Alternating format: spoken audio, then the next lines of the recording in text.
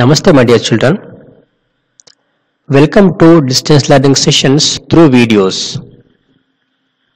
In this video, let us begin chapter 1 in your science textbook, Plant Reproduction. Dear children, you know that most plants bear flowers. Flowers develop into fruits. A fruit has one or more seeds. A seed grows into a new plant if it reaches the soil and gets enough water, air and warmth. You have learned all these in your previous year's science syllabus.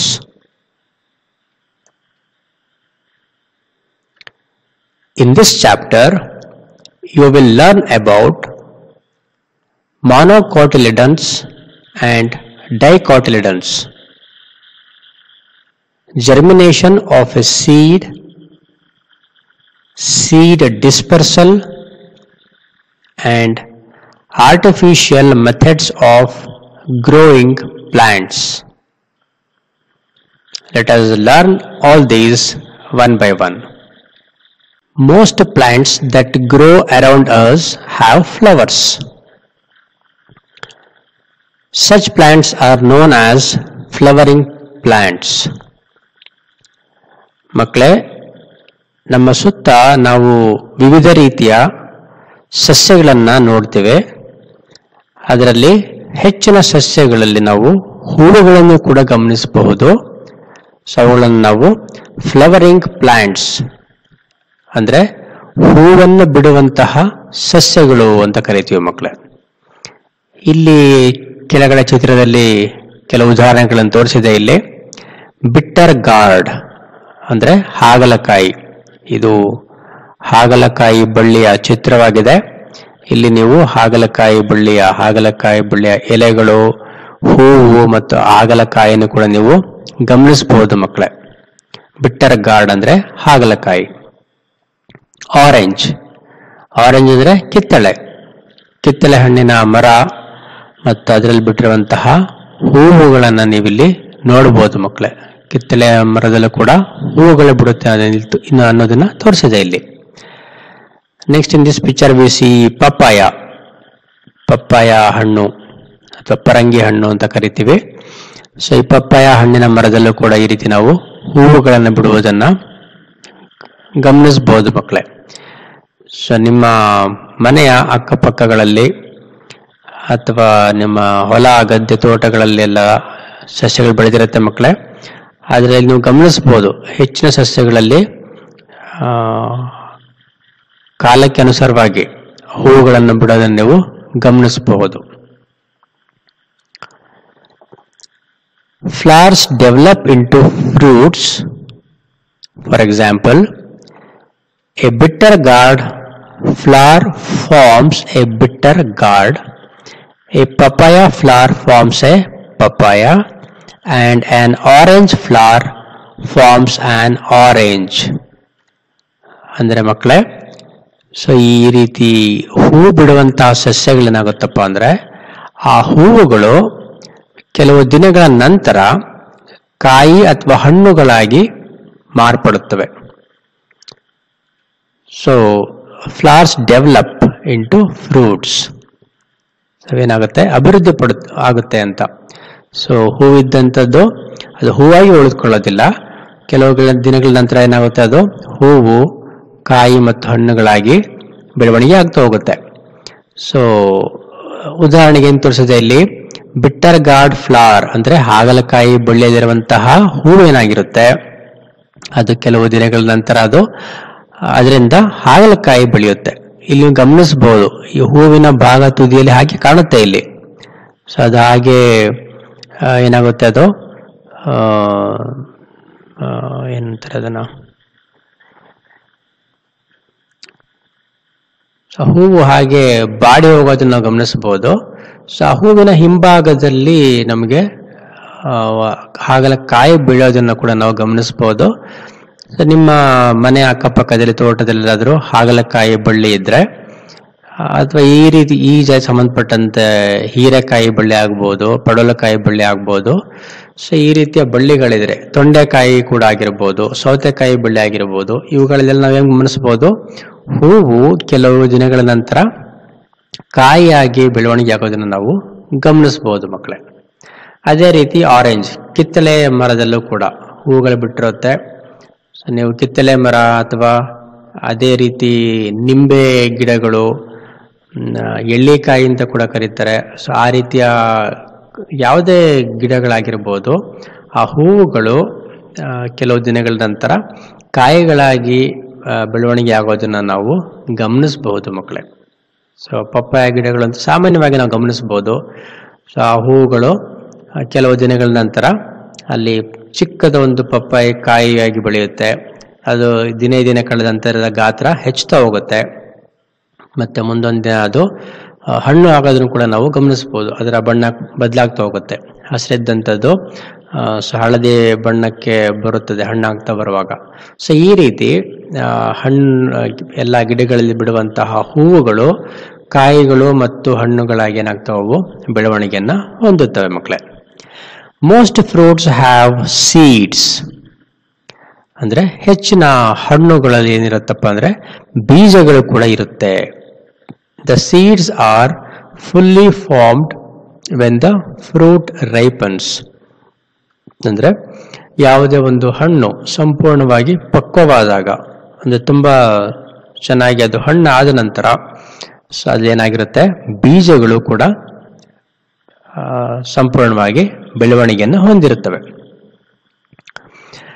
The outermost part of a seed is called the seed coat. ಯಾವುದೇ ಒಂದು ಬೀಜದ ಮೇಲ್ಭಾಗ ಏನಿರುತ್ತೋ ಅದನ್ನು ನಾವು seed coat ಅಂತ ಕರಿತೀವಿ. The seed coat protects the inner part of the seed. Seed coat ಏನ್ ಮಾಡುತ್ತೆ, ಬೀಜದ ಒಳಭಾಗವನ್ನು ಏನ್ ಮಾಡುತ್ತೆ, ಅದು ಪ್ರೊಟೆಕ್ಟ್ ಮಾಡುತ್ತೆ ಅಥವಾ ಕಾಪಾಡುತ್ತೆ. ಇವುಗಳನ್ನು ನೀವು ಕಡಲೆಕಾಯಿ ಬೀಜ ಅಥವಾ ಶೇಂಗಾ ಬೀಜ ಅದರಲ್ಲಿ ಗಮನಿಸಬಹುದು. ಮೇಲ್ಗಡೆ ಒಂದು ಲೇಯರ್, ಸಾಮಾನ್ಯವಾಗಿ ಕಡಲೆಕಾಯಿ ಬೀಜವನ್ನು ಹುರಿದಾಗ ನಿಮ್ಗೆ ಚೆನ್ನಾಗಿ ಗೊತ್ತಾಗುತ್ತೆ. ಅದರ ಸೀಡ್ ಕೋಟ್ ನಿಮಗೆ ಹೊರಗಡೆ ಬರುತ್ತೆ. ಅದನ್ನು ಹುರಿದ ನಂತರ ಅದನ್ನು ಸ್ವಲ್ಪ ನೀವು ಕೈಗಳಲ್ಲಿ ಉಜ್ಜಿದಾಗ ಅದರ ಮೇಲಿನ ಲೇಯರು ಹೊರಗಡೆ ಬರೋದನ್ನು ಗಮನಿಸಬಹುದು.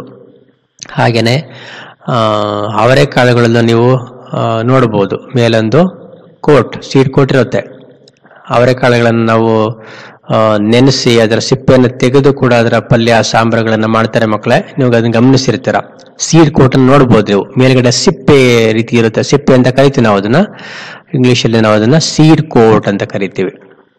ಅದೇ ರೀತಿ ಬೇರೆ ಬೇರೆ ಬೀಜಗಳು, ಹುಣಸೆ ಬೀಜದಲ್ಲಿ ಕೂಡ ಮೇಲಿನ ಸೀಡ್ ಕೋಟ್ ಬ್ಲ್ಯಾಕ್ ಇರುತ್ತೆ. ಅದನ್ನ ರಿಮೂವ್ ಮಾಡಿದ ಒಳಗಡೆ ನಿಮಗೆ ಬಿಳಿಯ ಬೀಜ ಕಾಣುತ್ತೆ.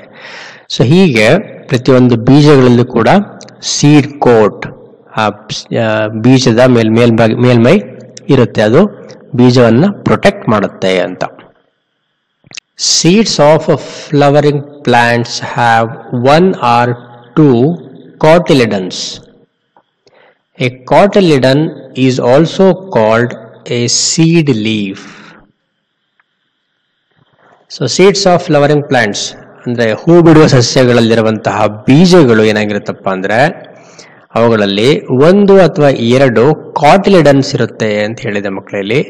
ಕಾಟಿಲಿಡನ್ಸ್ ಅಂತಂದ್ರೆ ಸೀಡ್ ಲೀಫ್ ಅಂದ್ರೆ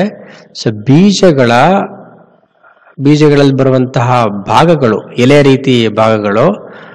ಅದನ್ನ ನೀವಿಲ್ಲಿ ಚಿತ್ರದಲ್ಲಿ ಗಮನಿಸಬಹುದು ಮಕ್ಕಳೇ. ಕಾಟಿಲಿಡನ್ ಏನು ಅಂತ ಇಲ್ಲಿ structure of a bean seed ಅಂತ ಹೇಳಿದೆ ಇಲ್ಲಿ. ಬೀನ್ ಅಂದ್ರೆ ಹುರುಳಿಕಾಯಿ ಜಾತಿ ಸಂಬಂಧಪಟ್ಟಂತಹ ಒಂದು ಕಾಳು, ಹುರುಳಿ ಕಾಳು ಅಥವಾ ಬೀನ್ಸ್ ನ ಬರುವಂತಹ ಒಂದು ಬೀಜ. ಅಥವಾ ನೀವು ಅವರೇ ಕಾಳನ್ನು ಕೂಡ ತೆಗೆದು ನೋಡಬಹುದು. ಅವುಗಳನ್ನು ನಾವು ಮೇಲಿನ ಸಿಪ್ಪೆಯನ್ನ ಅಂದ್ರೆ ಸೀಡ್ ಕೋಟ್ ಅನ್ನ ರಿಮೂವ್ ಮಾಡಿಬಿಟ್ರೆ ಆಗ ನಮಗೆ 2 ಭಾಗಗಳಾಗಿ ಅದು ಸ್ಪ್ಲಿಟ್ ಆಗುತ್ತೆ ಅದು ಬೀಜ. ಆ ಒಂದು ಪ್ರತಿಯೊಂದು ಭಾಗವನ್ನು ನಾವು ಕಾಟಿಲಿಡನ್ ಅಂತ ಕರಿತೀವಿ. ಕಡಲೆ ಬೀಜಗಳಲ್ಲೂ ಕೂಡ ಕಡಲೆ ಬೀಜವನ್ನು ನಾವು ಸೀಡ್ ಕೋಟ್ ತೆಗೆದ್ರೆ 2 ಭಾಗ ಆಗುತ್ತೆ ಮಕ್ಕಳೇ. ಅದು ಪ್ರತಿಯೊಂದನ್ನ ನಾವು ಒಂದೊಂದು ಕಾಟಿಲಿಡನ್ ಅಂತ ಕರಿತೀವಿ. ಸೊ ಬೀಜಗಳಲ್ಲಿ ಸಾಮಾನ್ಯವಾಗಿ 1 or 2 ಕಾಟಿಲಿಡನ್ಸ್ ಇರುತ್ತೆ ಅಂತ, ಈ ರೀತಿ ಸೀಡ್ ಲೀವ್ಸ್ ಇರುತ್ತೆ ಅಂತ ಮಕ್ಕಳೇ. So plants that produce seeds with 2 cotyledons are called dicotyledonous plants or simply dicots. Bean, mustard, mango and apple are dicotyledonous plants.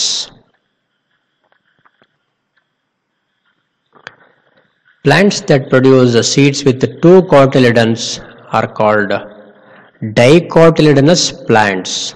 ಅಂದರೆ ಯಾವ ಸಸ್ಯಗಳು 2 ಕಾಟಿಲಿಡನ್ಸ್ ಅನ್ನ ಪ್ರೊಡ್ಯೂಸ್ ಮಾಡುತ್ತೋ ಬೀಜಗಳಲ್ಲಿ, ಸೊ ಅವುಗಳನ್ನು ಏನಂತ ಕರಿತೀವಿ ಮಕ್ಕಳೇ?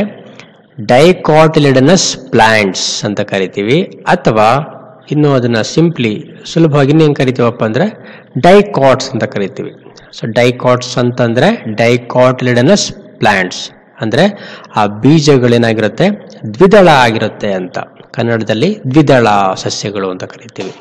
ಸೊ ಬೀಜಗಳನ್ನು ಅವುಗಳನ್ನ ನಾವು ಏನ್ ಮಾಡಿದ್ರೆ 2 ಭಾಗಗಳನ್ನಾಗಿ ಏನ್ ಮಾಡ್ಬೋದು, ನಾವು ಅದನ್ನ ಬೇರ್ಪಡಿಸಬಹುದು ಅಂತ ಅರ್ಥ. ಸೊ ಬೀನ್ ಅಂದ್ರೆ ಹೇಳಿದೆ ನಿಮ್ಗಾಗ್ಲಿ, ಹುರುಳಿಕಾಯಿ ಅಥವಾ ಅಲಸಂದೆ ಕಾಳು ಅಂತ ಕರೀತಾರೆ. ಸೊ ಆ ರೀತಿ ಕಾಳುಗಳೇನಾಗಿರುತ್ತೆ, ಡೈಕಾಟ್ಸ್ ಆಗಿರುತ್ತೆ. ಕಡಲೆಕಾಳಾಗಿರ್ಬೋದು, ಹೆಸರು ಕಾಳು, ಶೇಂಗಾ, ಇವೆಲ್ಲ ಏನಾಗಿರುತ್ತೆ, ಡೈಕಾಟ್ಲಿಡನಸ್ ಪ್ಲಾಂಟ್ಸ್ ಆಗಿರುತ್ತೆ. ಅವುಗಳ ಬೀಜಗಳೇನಿರುತ್ತೆ 2 ಭಾಗಗಳಾಗುತ್ತೆ. ಅವುಗಳನ್ನು ನಾವು ಒತ್ತಿದಾಗ, ಅದ್ರ ಪ್ರೆಷರ್ ಹಾಕಿದಾಗ, ಅವುಗಳನ್ನು ಕುಟ್ಟಿದಾಗ ಏನಾಗುತ್ತೆ, ಅವು ಸಾಮಾನ್ಯವಾಗಿ 2 ಭಾಗಗಳಾಗಿ ಸ್ಪ್ಲಿಟ್ ಆಗುತ್ತೆ. ಆ ರೀತಿಯ ಬೀಜಗಳನ್ನು ಪ್ರೊಡ್ಯೂಸ್ ಮಾಡುವಂತಹ ಸಸ್ಯಗಳನ್ನು ಡೈಕಾಟ್ ಪ್ಲಾಂಟ್ಸ್ ಅಥವಾ ಡೈಕಾಟಿಲಿಡನಸ್ ಪ್ಲಾಂಟ್ಸ್ ಅಂತ ಕರಿತೀವಿ ಮಕ್ಕಳೇ. ಇನ್ನು ಉದಾಹರಣೆಯಾಗಿ ಇನ್ನು ಹೇಳ್ಬೋದಪ್ಪ ಅಂದ್ರೆ ಮಸ್ಟರ್ಡ್ ಅಂದ್ರೆ ಸಾಸಿವೆ, ಮ್ಯಾಂಗೋ ಮಾವಿನ ಗಿಡ, ಮ್ಯಾಂಗೋ ಚೆನ್ನಾಗಿ ಗೊತ್ತಿರುತ್ತೆ ನಿಮಗೆ. ಅದರ ಮಾವಿನಕಾಯಿ ಓಟೆಯನ್ನ ನೀವು ತೆಗೆದು ನೋಡಿ ಮಕ್ಕಳೇ, ತುಂಬಾ ಚೆನ್ನಾಗಿ ಕಾಣಿಸುತ್ತೆ ಅದು. ಇದೇ ರೀತಿಲಿ ಚಿತ್ರದಲ್ಲಿ ಯಾವ ರೀತಿ ಇದೆಯಾ ಅದೇ ರೀತಿ 2 ಭಾಗಗಳಾಗುತ್ತೆ.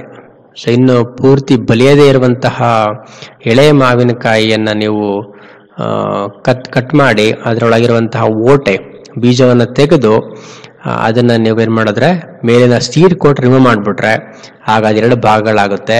ಅದೇ ಕಾಟಿಲಿಡನ್ ಆಗಿರುತ್ತೆ ಮಕ್ಕಳೇ. ಇವುಗಳನ್ನ ನೀವು ನೋಡಿ ಚೆನ್ನಾಗಿ ತಿಳ್ಕೊಳ್ಳಿ. ಸೊ ಮನೆಯಲ್ಲಿ ಕೂಡ ಏನು ಮಾಡ್ಬೋದು, ನೀವು ಅವರೆಕಾಯಿಗಳನ್ನು ನೆನೆಸಿ ಅಥವಾ ಅವರೆಕಾಳುಗಳನ್ನ ಕಡಲೆಕಾಳನ್ನು ನೆನೆಸಿ ಅದರ ಸಿಪ್ಪೆಯನ್ನು ತೆಗೆದ್ರೆ ನಿಮಗೆ ಒಳಗಡೆ ನಿಮಗೆ 2 ಭಾಗಗಳಾಗೋದನ್ನು ನೀವು ಗಮನಿಸಬಹುದು ಮಕ್ಕಳೇ. ಆ 2 ಭಾಗ ಯಾವುದಾದ ಕಾಳುಗಳಲ್ಲಾಗುತ್ತೋ ಅವುಗಳನ್ನು ನಾವು ಡೈಕಾಟ್ಸ್ ಅಥವಾ ಡೈಕಾಟ್ಲಿಡನಸ್ ಅಂತ ಪ್ಲಾಂಟ್ಸ್ ಅಂತ ಕರಿತೀವಿ ಮಕ್ಕಳೇ. So mango and apple are dicotyledonous plants. So these are some examples for dicotyledonous plants. If you soak a dicot seed such as a bean seed in water overnight, you will be able to separate the 2 cotyledons and see a tiny structure attached to the cotyledonous. This is the baby plant or the embryo. It can grow into a new plant. So ನಾನು ನಿಮಗೆ ಮೊದಲೇ ಹೇಳಿದ ರೀತಿ ಕಡಲೆಕಾಳು ಅಥವಾ ಹುರುಳಿಕಾಳು, ಬೀನ್ಸ್ನ ಅಥವಾ ಯಾವುದಾದ್ರು ಆ ರೀತಿ ಡೈಕಾಟ್ಲಿಡನಸ್ ಸೀಡ್ಸನ್ನು ನೀವು ನೆನೆಸಿಡಬೇಕು. ಸೋಕ್ ಅಂದರೆ ನೆನೆ ಹಾಕೋದು, ನೀರಿನಲ್ಲಿ ನೆನೆಸಿಡೋದು.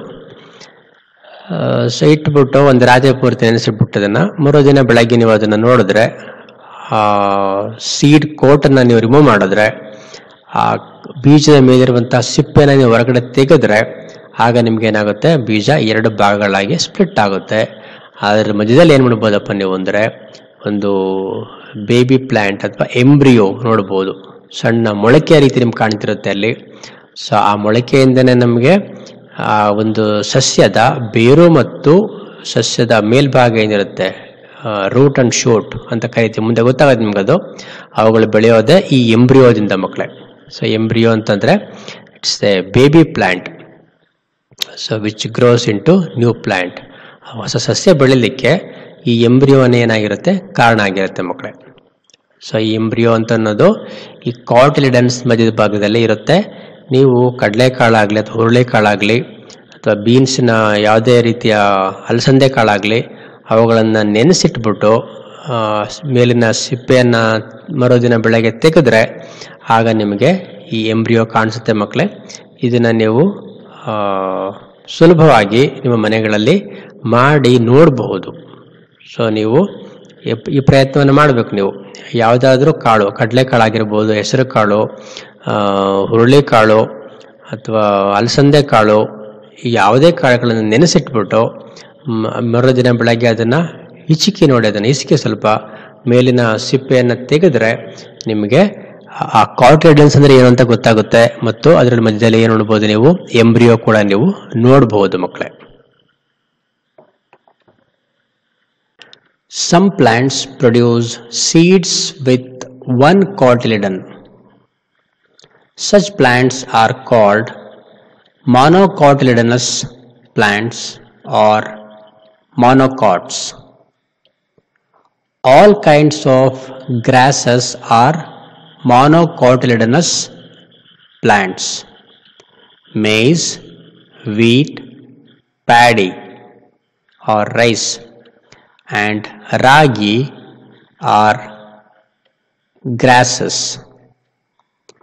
They are monocots. Dear children,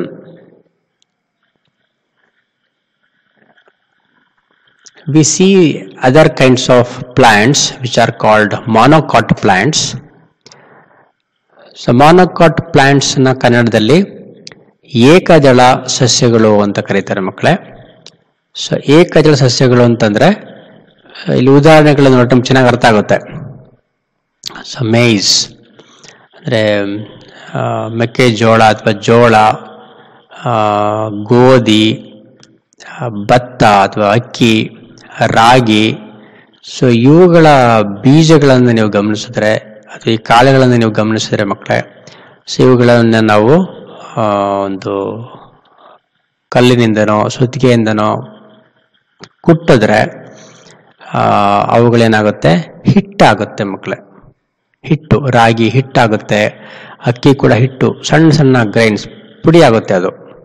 so ಗೋಧಿ ಕೂಡ ಅಷ್ಟೇ, ಜೋಳ, ಮೆಕ್ಕೆಜೋಳ ತಗೊಂಡು ಏನು ಮಾಡಿ ನೀವು ಒಂದು ಕಲ್ಲು, ಸುತ್ತಿಗೆ ಅಥವಾ ಯಾವ್ದಾದ್ರು ಒಂದು ಗಟ್ಟಿಯ ವಸ್ತುವಿನಿಂದ ಅದನ್ನು ಕುಟ್ಟಿದ್ರೆ ಅದು ಪುಡಿ ಆಗುತ್ತೆ ಅಥವಾ ಹಿಟ್ಟಾಗುತ್ತೆ.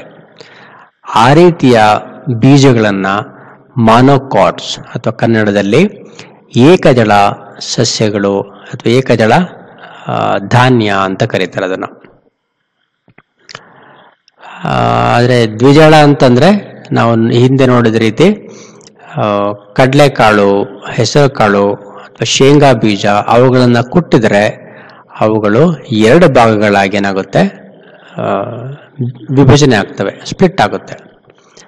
ಸೊ ಇದರಿಂದ ನಾವು the differences between monocots and dicots ನಾವು ಸುಲಭವಾಗಿ ಅರ್ಥ ಮಾಡ್ಕೊಳ್ಬೋದು. ಸೊ ನಾವು ಯೂಸ್ ಮಾಡುವಂತಹ ಆಹಾರಗಳಲ್ಲಿ ಮಾನೋಕಾಟ್ಸು ಮತ್ತು ಡೈಕಾಟ್ಸ್ ಎರಡೂ ರೀತಿಯ ಸೀಡ್ಸನ್ನು ಅಥವಾ ಬೀಜಗಳನ್ನು ನಾವು ಬಳಸ್ತೀವಿ ಮಕ್ಕಳೇ. ಸೊ ಈಗ ನಾವಿಲ್ಲಿ ಮಾನೋಕಾಟ್ಸ್ ಅಥವಾ ಮಾನೋಕಾಟಿಲಿಡನಸ್ ಪ್ಲಾಂಟ್ಸ್ ಅಂದರೆ ಏನು ಮತ್ತು ಅವುಗಳ ಎಕ್ಸಾಂಪಲ್ಸನ್ನು ನಾವು ಅರ್ಥ ಮಾಡ್ಕೊಂಡಿದ್ದೀವಿ ಮಕ್ಕಳೇ. ಸೊ ಈಗ ಇಲ್ಲೊಂದು ಸಿಂಪಲ್ ಆಕ್ಟಿವಿಟಿ ಇದೆ ಮಕ್ಕಳೇ. ಏನಪ್ಪ ಅದು ಅಂದರೆ, let us read this. Soak A few seeds of wheat, gram, moong, mustard, maize, rice and groundnut in water for a few hours. Find out which of these seeds are made up of two cotyledons. Record your observations below.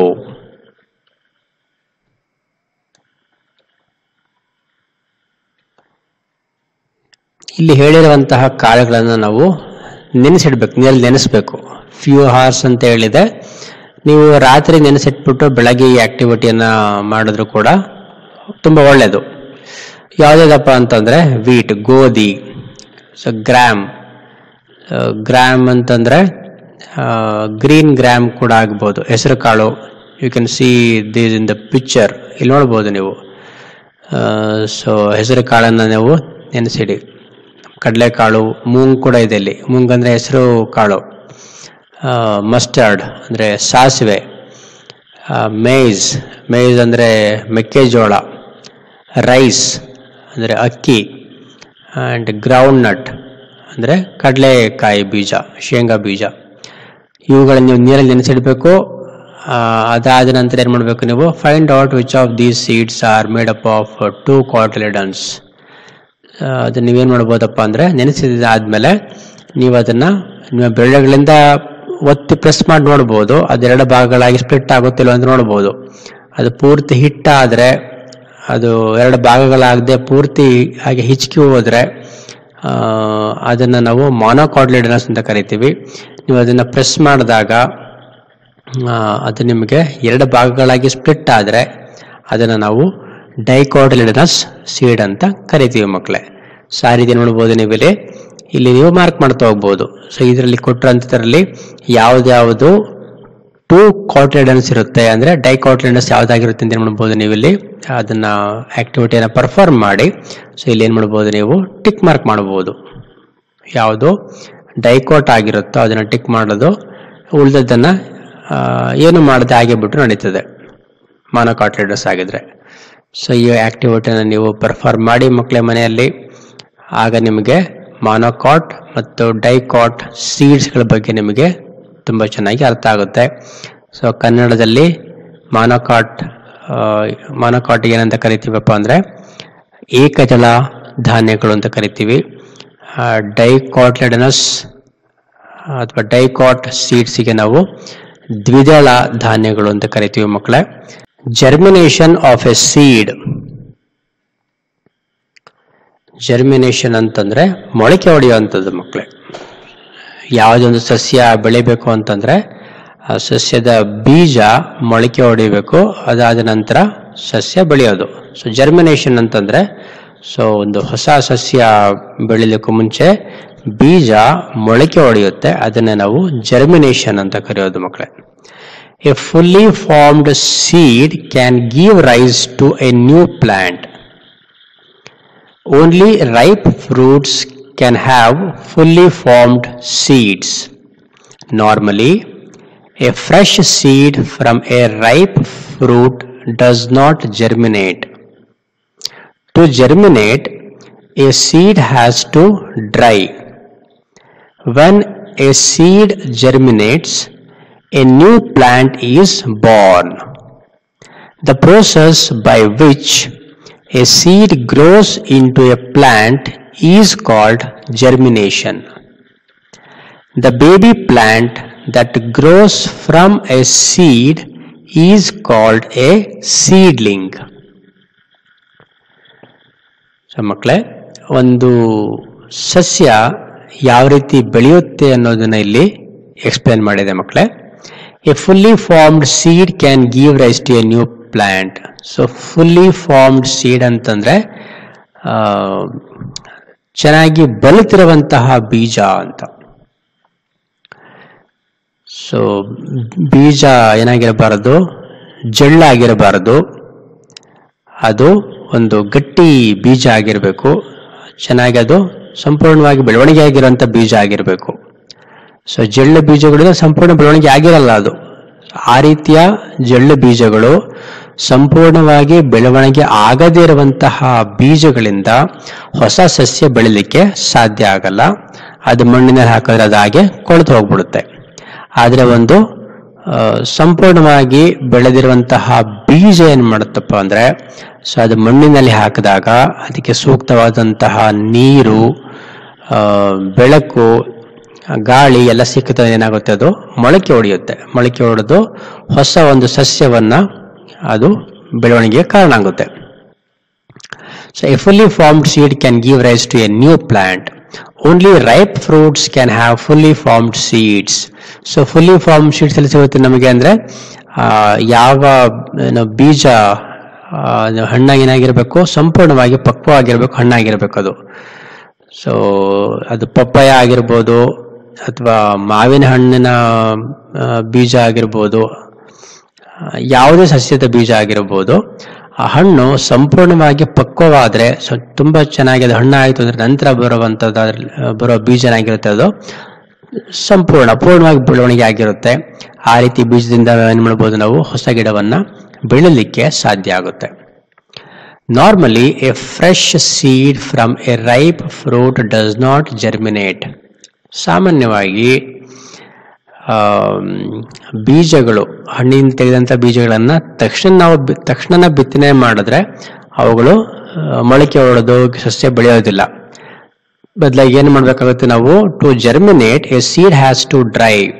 So ಬೀಜ ಏನ್ ಮಾಡ್ಬೇಕು, ಒಣಗ್ಬೇಕದು. ನೀವು ಗಮನಿಸಬಹುದು, ರೈತರ ಮಕ್ಕಳಾದಂತರಿಗೆ ಗೊತ್ತಿರುತ್ತೆ ಅದು. ಬಿತ್ತನೆ ಮಾಡುವಾಗ ಬೀಜಗಳು ಅದು ಅಂದ್ರೆ ಈ ವರ್ಷ ತೆಗೆದಂತಹ ಬೆಳೆಯಿಂದ ಬಂದಂತಹ ಬೀಜವನ್ನ ಮುಂದಿನ ವರ್ಷದಲ್ಲಿ ಅದನ್ನ ಬಿತ್ತನೆ ಮಾಡ್ತಾರೆ. ಸಾಮಾನ್ಯವಾಗಿ ಶೇಂಗಾವನ್ನು ನೀವು ಗಮನಿಸಬಹುದು, ಕಡಲೆಕಾಯಿ ಅಥವಾ ಶೇಂಗಾವನ್ನ ಬೀಜವನ್ನ ಮನೆಯಲ್ಲೇ ಮಾಡಿ ಅದನ್ನ ಬಿತ್ತನೆ ಮಾಡ್ತಾರೆ ಮಕ್ಕಳೇ.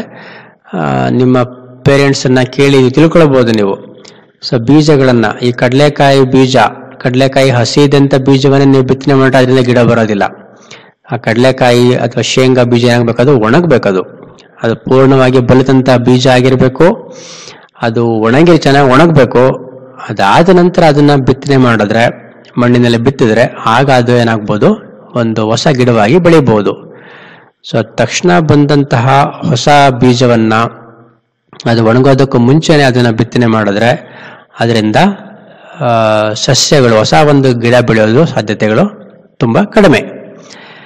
So when a seed germinates, a new plant is born. ಅಂದ್ರೆ ಯಾವ ಒಂದು ಬೀಜ ಮೊಳಕೆ ಹೊಡೆಯುತ್ತೋ ಬೆಳೆಯುತ್ತೋ ಅದರಿಂದ ಏನಾಗುತ್ತೊಂದು ಹೊಸ ಸಸ್ಯ ಬೆಳೆಯುತ್ತೆ. The process by which a seed grows into a plant is called germination. ಅಂದ್ರೆ germination ಅನ್ನ ಮೀನಿಂಗ್, ಡೆಫಿನೇಷನ್ ಇದೆ ಇಲ್ಲಿ. What is the meaning of germination? Germination means it is the process by which a seed grows into a plant or a new plant, which is called as germination. The baby plant that grows from a seed is called a seedling. ಅಂದ್ರೆ ಒಂದು ಬೀಜದಿಂದ ಹುಟ್ಟಿರುವಂತಹ ಒಂದು ಚಿಕ್ಕ ಗಿಡ ಏನಿರುತ್ತೋ ಸಸ್ಯ, ಅದನ್ನ ನಾವು seedling ಅಂತ ಕರಿತೀವಿ. ಅದು ದೊಡ್ಡದಾಗಿ ಬೆಳೆಯೋದಕ್ಕೂ ಮುಂಚೆನೆ, ಅಂದ್ರೆ ಭೂಮಿಯಿಂದ ಹುಟ್ಟಿ ಹೊಸದಾಗಿ ಕೆಲವೇ ಎಲೆಗಳು ಬಂದಿರುತ್ತೆ, 2, 4 ಅಥವಾ 6 ಆ ರೀತಿ ಒಂದು ಪುಟ್ಟ ಸಸ್ಯವನ್ನ ಸೀಡ್ಲಿಂಗ್ ಅಂತ ಕರಿತೀವಿ. So you can observe the picture of a neem seedling here. Neem ಅಂದ್ರೆ ಬೇವು. ಸೊ ಬೇವಿನ ಗಿಡವನ್ನ ನೀವು ಇಲ್ಲಿ ಗಮನಿಸಬಹುದು. ಸೊ ಸೀಡ್ಲಿಂಗ್ ಅಂತಂದ್ರೆ ಆ ಬೀಜದಲ್ಲಿದ್ದಂತಹ ಕಾಟಿಲಿಡನ್ಸ್ ಇನ್ನು ಬಿದ್ದೋಗಿರಲ್ಲ, ಇಲ್ಲಿ ಗಮನಿಸಬಹುದು ನೀವು. ಸೊ 2 ಭಾಗಗಳು ಹಾಗೆ ಉಳಿದಿರುತ್ತದು, ಅದಕ್ಕೆ ಸ್ಟೆಮ್ಮಿಗೆ ಅಂಟ್ಕೊಂಡಿರುತ್ತದು. ಸೊ ಇದನ್ನು ನಾವು ಸೀಡ್ಲಿಂಗ್ ಅಂತ ಕರಿತೀವಿ. So today we have understood some important facts associated with seeds. We understood the meanings of monocot and dicot seeds, and also germination of a seed and meaning of seedling. In the next session, we will understand what is needed for a seed to germinate. I hope you have understood the topics we have discussed today. Thank you for watching the video. Bye bye children.